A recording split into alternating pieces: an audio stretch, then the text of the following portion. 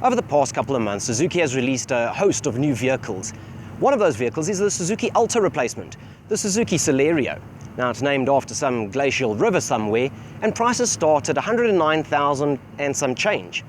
Step it up a few notches and you're going to get quite a lot of car for your money.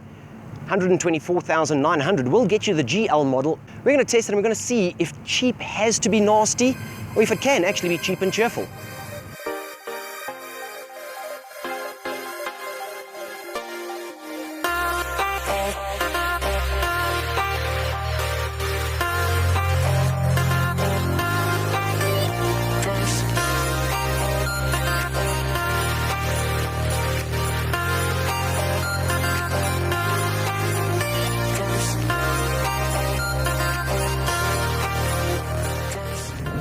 When it comes to cheap motoring, you've got a choice of either cheap and cheerful or cheap and nasty. And I'm glad to report that the Suzuki Celerio is erring on the side of cheap and cheerful rather than cheap and nasty.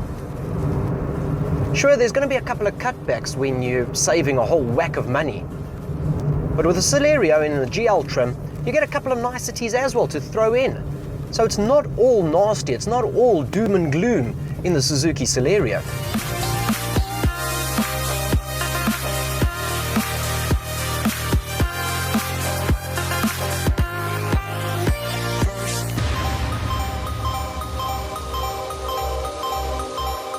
When you're spending 124,900 Rand, you cannot expect award-winning design. So the outside, you're going to get a pretty much people mover. It's a boxy little car. It's not ugly, but it's nothing that's going to blow your hair back either. Inside, it's actually quite well appointed, and I quite like this interior. It's fresh and pleasant, but it's nothing that's going to rub you up the wrong way per se.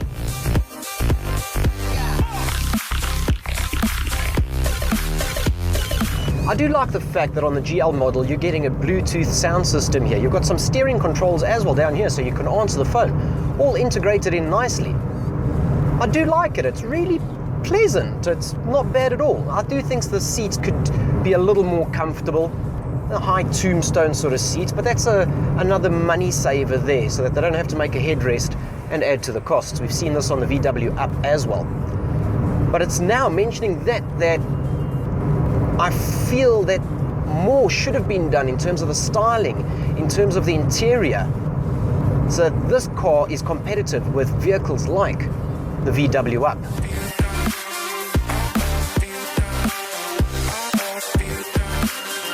The motor in the little Celerio is a 3-cylinder 1-litre motor. Now it only makes 50 kilowatts and 90 newton meters of torque, but that's okay because the Celerio is nice and light, comes in under 900 kilograms.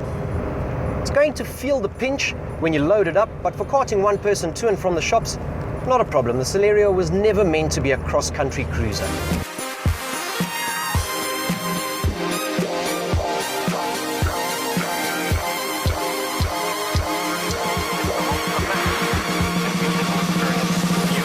And I really love the engine notes of this. With a 3-cylinder motor, it's got a bit of a 911 offbeat bark to it.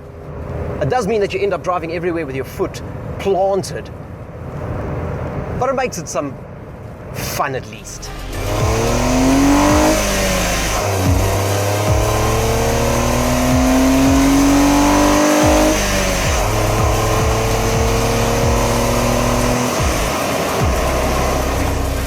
The baseline model Suzuki Celerio doesn't have a service plan. It comes with a 3-year 100,000 kilometer warranty, but it doesn't have a service plan. That's one of the ways that they managed to save a little bit of money. I would spend a little bit extra, spend 124,900 on the GL model, and you're going to get that service plan with the warranty, and you're going to get a couple of creature comforts thrown into boot.